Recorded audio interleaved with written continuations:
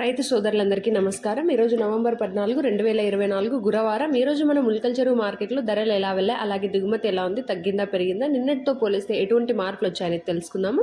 ఇంక ఈరోజు మన ములకల చెరువు మార్కెట్లో టాప్ రేట్ చూసుకుంటే 670 రూపాయలుగా ఉంది.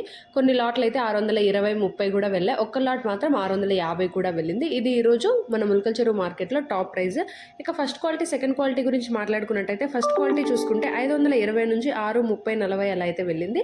ఇక సెకండ్ క్వాలిటీ చూసుకుంటే 350 నుంచి 450, 60, 70, 80, 90, 500 వరకు వెళ్ళింది.